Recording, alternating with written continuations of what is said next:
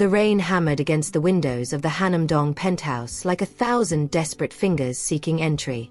Inside, CEO Kong Min-jae stood motionless in his daughter's doorway, watching the 11-year-old girl who no longer seemed to be his daughter at all. Sua sat cross-legged on her bed, head tilted at an unnatural angle, whispering in a voice that didn't belong to her. The words were incomprehensible, ancient-sounding, slipping between Korean and something else entirely. Her eyes, once bright with childhood mischief, had taken on a milky, distant quality that made Min-jae's blood run cold. 3 weeks. It had been 3 weeks since his daughter had stopped being herself. Min-jae was a man who built empires from nothing. At 34, he transformed his late father's struggling electronics company into a tech giant that rivaled Samsung. He solved problems with logic, with money, with sheer force of will. But this defied every rule he'd ever known. The doctors had found nothing. Psychiatric evaluations revealed no trauma, no chemical imbalance. The neurologists were baffled. His daughter's body was healthy, but something had hollowed her out from the inside, leaving behind this strange, whispering shell. "Sir." A soft voice interrupted his thoughts. Min-jae turned to find Mrs. Choi, his head housekeeper, standing in the hallway. Her weathered face was creased with concern. "The shamans you called for are here." Min-jae closed his eyes briefly. 6 months ago, he would have laughed at the suggestion. Now, he'd exhausted every rational option. The shamans came with drums and bells, filling the penthouse with smoke and chanting. They worked for hours, but when they emerged from Sua's room, their faces were pale with failure. The older one, a woman with silver hair and stern features, spoke carefully. "Whatever holds your daughter is powerful, ancient. We cannot break its grip." She paused, exchanging glances with her colleagues. "There is one thing we sensed, though. The presence recoils from purity, innocence, light that has not yet been dimmed by the world." Min-jae felt frustration boil in his chest. "What does that mean?" "We cannot say for certain. But you must find it, CEO Kong. Before the next new moon. After that." She didn't finish the sentence. After they left, Min-jae stood in his study, staring at the city lights below. Seoul sprawled beneath him, millions of lives flickering in the darkness. Somewhere in this vast city was an answer he couldn't name or understand. Lee Ji-woo had lived in the servants' quarters of the Kong estate for 3 months now, ever since her mother had been hired as the new housekeeper. At 16, Ji-woo was caught between 2 worlds. Too young to work like the adults, too aware of their family's precarious position to simply be a child. Her mother, Lee Sun-hee, had raised her alone after Ji-woo's father died when she was 5. Sun-hee worked tirelessly, sending every spare one to ensure Ji-woo could attend a decent school. When the position at the Kong household opened, with its generous salary and housing included, it had seemed like a blessing. But Ji-woo felt the weight of their circumstances. She kept to herself, moving through the magnificent house like a ghost, trying not to disturb the perfect order of wealth. On the morning after the shaman's visit, Ji-woo was folding laundry in the service room when she heard crying. Not the ordinary crying of a child, but something desperate and lost. Following the sound, she found herself outside the young Mrs. room, a place the staff had been explicitly instructed to avoid. The door was slightly ajar. Ji-woo knew she shouldn't look, knew she should walk away. But something pulled at her, gentle and insistent as a tide. Through the crack, she saw Sua. The girl sat on the floor surrounded by torn drawings and broken toys. As Ji-woo watched, Sua's face would shift, one moment contorted with rage, the next crumpling with the fear of a trapped child. It was like watching 2 people fighting for control of the same body. "Please," a small voice whispered, Sua's real voice, tiny and terrified. "Please help me. I'm still here. I'm still here." Ji-woo's hand was on the doorknob before she could think. She pushed it open and stepped inside. The temperature plummeted. The air grew thick, pressing against Ji-woo's chest. Sua's head snapped toward her, and the milky eyes fixed on Ji-woo with predatory focus. "Leave." The voice that came from the girl was layered, multiple tones speaking as one. This does not concern you, child. But Ji-woo had spent her whole life learning to stand steady in the face of things that tried to diminish her. Poverty, loss, the casual cruelty of those who had more. She took another step forward. I'm not afraid of you, Ji-woo said quietly. It was half true. She was terrified, but something else was stronger, the memory of being lost and alone, and wishing desperately for someone to see her. She saw Suah, the real Suah, trapped and drowning. Ji-woo crossed the room and knelt in front of the possessed girl. This close, she could see the struggle playing out across Suah's features, the shadow that had claimed her and the child fighting to surface. Suah, Ji-woo spoke directly to the girl, ignoring the thing wearing her face. I know you're in there. I know you're scared. But you're not alone. The entity laughed, a sound like breaking glass. Foolish girl. Do you know what I am? I have existed for centuries while your kind flickered and died like mayflies. I have. Ji-woo reached out and took Suah's cold hands in hers. The moment their skin touched, light exploded through the room. Not the harsh light of electricity, but something warm and golden, like sunrise after an endless night. It poured from Ji-woo's hands where they clasped Suah's, spreading up the girl's arms, chasing away shadows that had nested in her bones. The entity shrieked, a sound of pure rage and terror. Suah's body convulsed, but Ji-woo held on, even as the light grew brighter, even as every instinct screamed at her to let go. You're stronger than this, Ji-woo whispered fiercely. Fight, Suah. Fight for yourself. In that moment of connection, Ji-woo saw everything. She saw how the entity had slipped into Suah during a moment of profound loneliness, when the girl had felt abandoned by her father's constant absence. She saw how it had fed on that isolation, growing stronger as Suah grew weaker. But she also saw the unbreakable core of the child, her father's determination, her late mother's gentle strength, her own fierce spirit that refused to surrender. The light reached Suah's eyes, and suddenly the milky film shattered like ice. Brown eyes, clear and terrified and completely human, stared back at Ji-woo. Help, Suah gasped in her own voice. Please don't let go. Never, Ji-woo promised. The entity made one final, desperate attempt to maintain its hold. The room shook, objects flying from shelves. But Ji-woo thought of every time her mother had held her through nightmares, every moment of love that had sustained them through their darkest hours. She channeled it all into her grip on Suah's hands. With a sound like a bell cracking, something broke. The presence that had suffocated the room vanished, leaving behind only the soft sound of rain and two girls holding each other, trembling. Min-jae burst through the door to find his daughter collapsed in the arms of a teenager he vaguely recognized as one of the staff's children.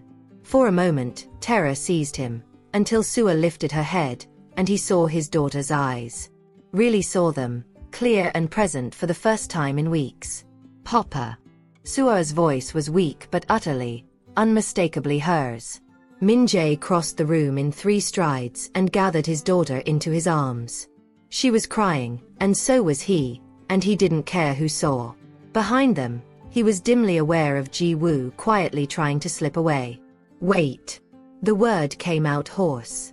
Min-jae looked up at the girl who had somehow done what all his money and power could not. What's your name? Lee Ji-woo, sir. She stood with her shoulders back despite her obvious exhaustion, meeting his eyes without flinching.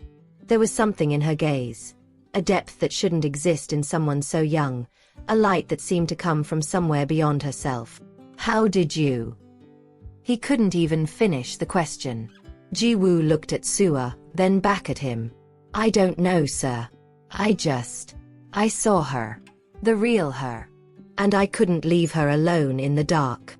The days that followed were strange. Suah recovered slowly, sleeping for long hours as if her body needed to remember how to be fully human again. When she was awake, she asked for Ji-woo constantly. The two girls would sit together, sometimes talking, sometimes just existing in the same space. Ji-woo's presence a tether keeping Suah grounded in reality. Min-jae watched this with conflicting emotions. Gratitude, certainly. But also a growing awareness of how profoundly he'd failed his daughter. He'd given her everything money could buy but had been absent when she needed him most. It had taken a housekeeper's daughter to see what he'd been too busy to notice.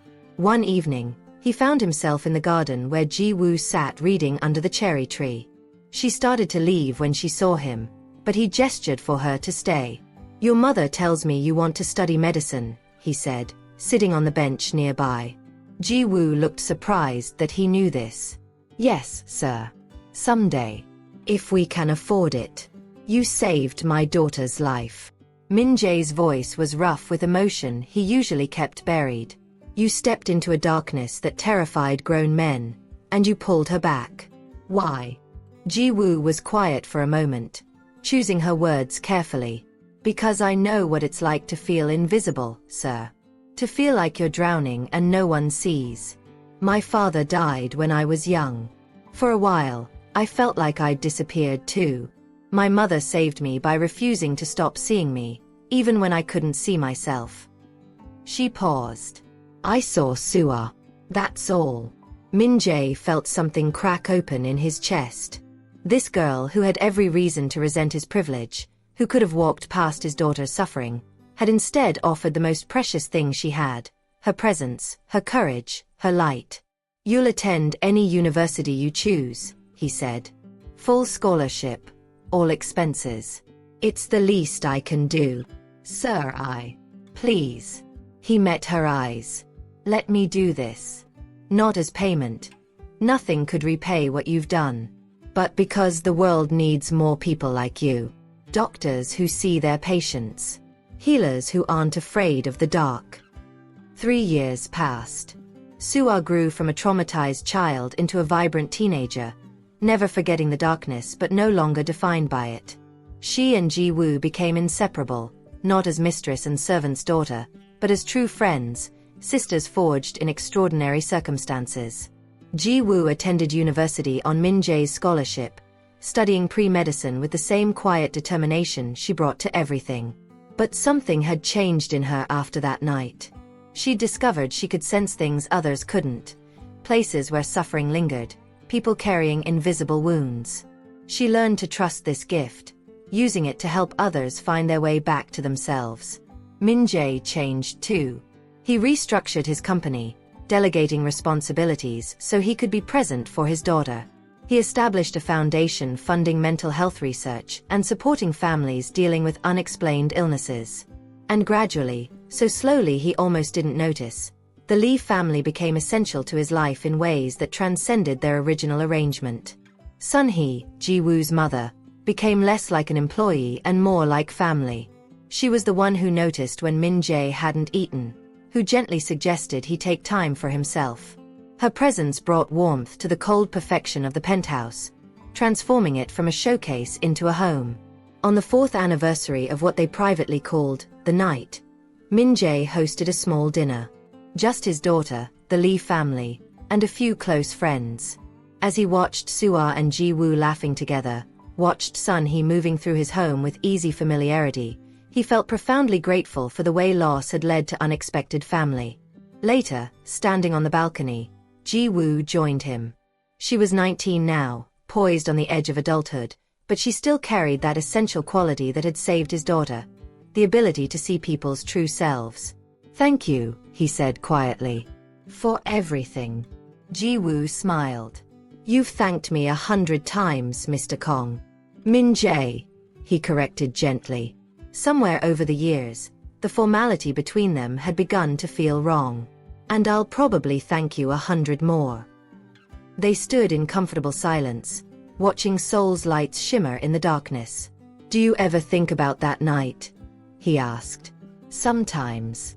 Ji-woo's expression turned thoughtful.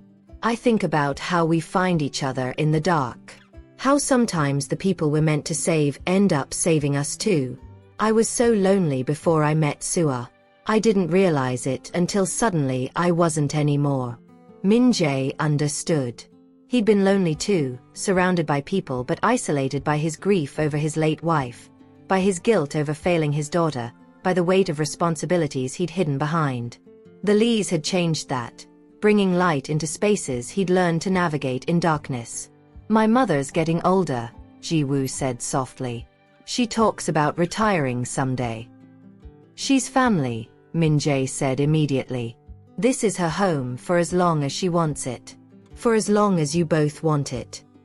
Ji-woo looked at him, and he saw understanding in her eyes. She knew what he was really saying, that he couldn't imagine his life without them anymore. That somewhere along the way, the boundaries between employer and employee, between wealthy CEO and working-class family, had dissolved into something more fundamental. People who loved each other. "We're not going anywhere," Ji-woo said, and the promise held the weight of that night 4 years ago when she'd refused to let go. Years continued to unfold. Ji-woo graduated medical school at the top of her class and began her residency in psychiatry, drawn to helping people with illnesses that existed in the spaces between body and spirit. Sua entered university herself, studying social work, determined to help children who felt lost and invisible. Min-jae watched them grow with a father's pride, because that's what he'd become to Ji-woo, just as Sun Hee had become a grandmother figure to Sua. The family they'd built wasn't defined by blood but by choice, by showing up for each other, by refusing to let go when darkness came calling. On Sua's 21st birthday, the family gathered at their favorite restaurant. As Min-jae looked around the table, at his daughter radiant and whole, at Ji-woo, now Dr. Lee, brilliant and compassionate, at Sun Hee, whose gentle strength had held them all together, he thought about the night that had changed everything. He'd learned that the things that save us are rarely what we expect. Not money or power or control. Sometimes salvation comes in the form of a teenage girl with enough courage to step into the dark and enough love to hold on until the light returns. Sometimes the greatest gifts come from the most unexpected places. And sometimes, the people we think we're saving end up being the ones who save us. Later that night, after the celebration ended, Min-jae found himself alone with Sun Hee in the quiet of his home. She was preparing tea, a ritual she'd maintained through all the years. "I never told you," he said quietly, "how much it means to me that you stayed. After everything, you could have left, found somewhere safer, somewhere without whatever darkness found its way into my home." Sun Hee set down the teapot and looked at him with the same steady grace she brought to everything.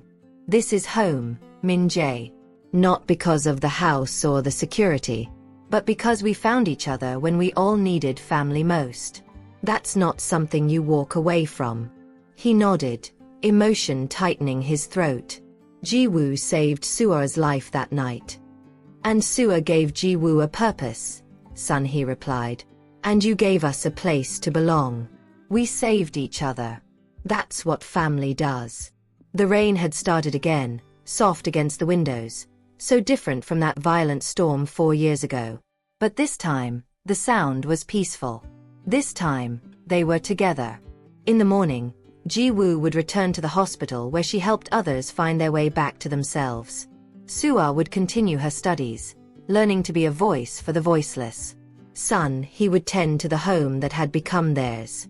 And Min-jae would go to his office, carrying with him the knowledge that the most important work he'd ever done wasn't building an empire, but building a family. The darkness that had tried to claim his daughter was gone, banished by something the shamans had named but Min-jae now understood. Purity, innocence, light undimmed by the world. The fearless love of a girl who saw someone suffering and refused to look away. That light still burned in Ji-woo, guiding her work, touching everyone she encountered. But it had spread to all of them too, a reminder that we carry salvation for each other in the simple act of showing up, of holding on, of refusing to abandon each other to darkness. As Seoul's lights flickered to life across the city, the family that had been built from broken pieces sat together in their home, holding each other in the space between what was lost and what was found. And they knew, with absolute certainty, that they would never let go.